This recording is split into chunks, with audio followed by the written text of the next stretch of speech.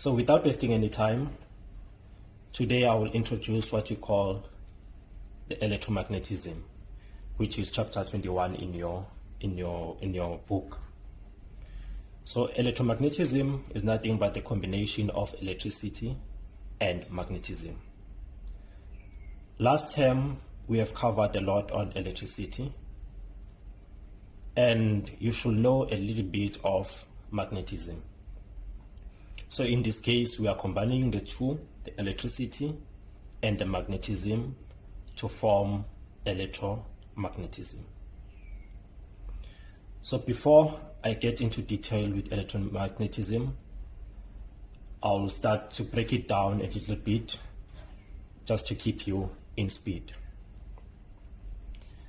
There are about 4 forces that we should know. It's a gravitational force, which is one of the important forces on Earth. So gravitational forces, as you're sitting down, it is the one that is keeping you on your seat. Last time we spoke about the rotation of Earth. What keeps Earth rotating is the gravitational force. So today I will introduce what you call the electromagnetic force. As I've said, it's the combination of electricity and the magnetism. We also have the strong nuclear force and the weak nuclear force. So these two, it's out of your scope, but we'll talk more about them when we talk about the radioactive waves. Radioactive waves. So if you decide to continue with physics, you will know what there are strong forces and weak nuclear forces are. So today we only focus on electromagnetism. As I've said, you talk about gravity, so our focus will be here on electromagnetism.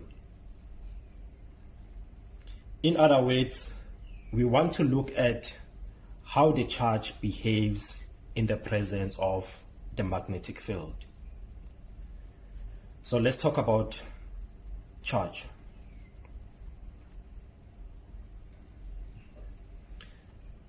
A charge is fundamental, or it's important when it comes to electromagnetism. So most of you should have an idea of what is a charge, because most of you have taken chemistry classes. So in an electron, let's say one electron,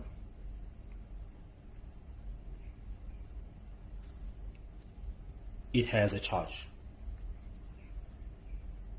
One proton, it also has a charge. One neutron, it has 0 charge, or 0 coulomb. An electron has about minus 1.6 times 10 exponent minus 19 coulombs. A proton has equal but opposite charge, which is 1.6 times 10 exponent minus 19 coulomb. Please note that these are capital letters, which stands for a coulomb. So if I take 2 charges, let's say negative charges, and I put them next to each other, these 2 charges will repel. So there is a force that is trying to keep or to push this negatively charged apart.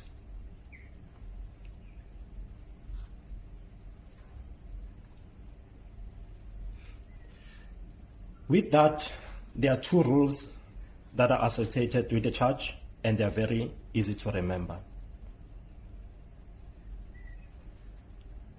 Like charges, they repel,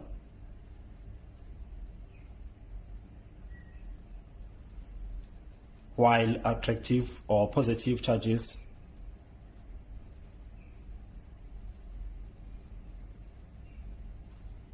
attract.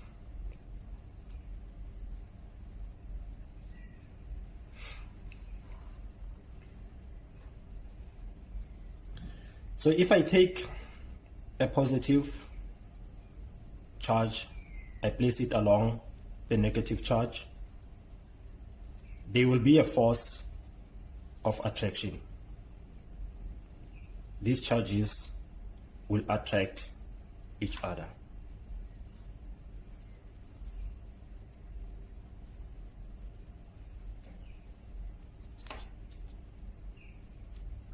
So if you look carefully at this configuration here,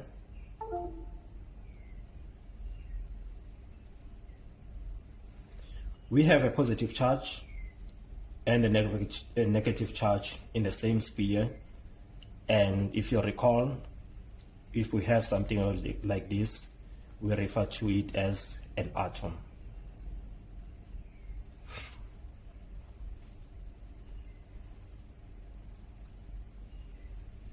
So let's talk about an atom.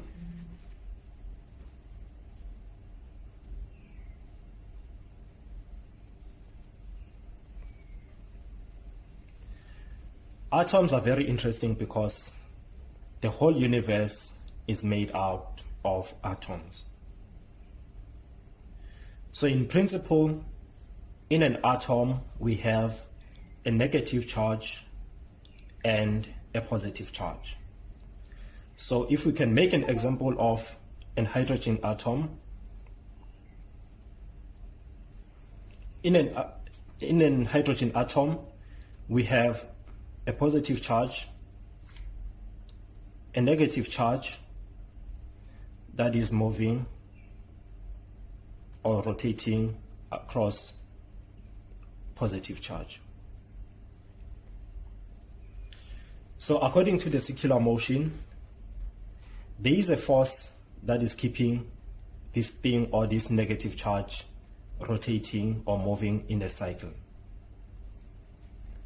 So last time when we talk about the circular motion, we have a force which is referred to as centrifugal force. So if these were Earth and the Sun, it was going to be a gravitational force. So we can determine what is the force that is keeping this negatively charged rotating across the positive charge.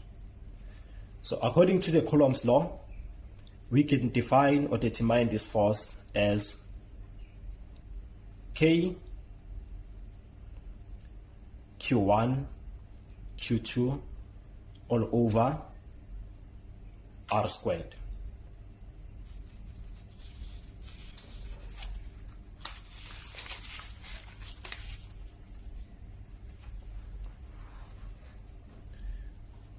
Where K is the constant, which is 8.9 times 10 exponent 19 Newton meter squared per over Coulomb squared. Q1 is the charge of the first particle,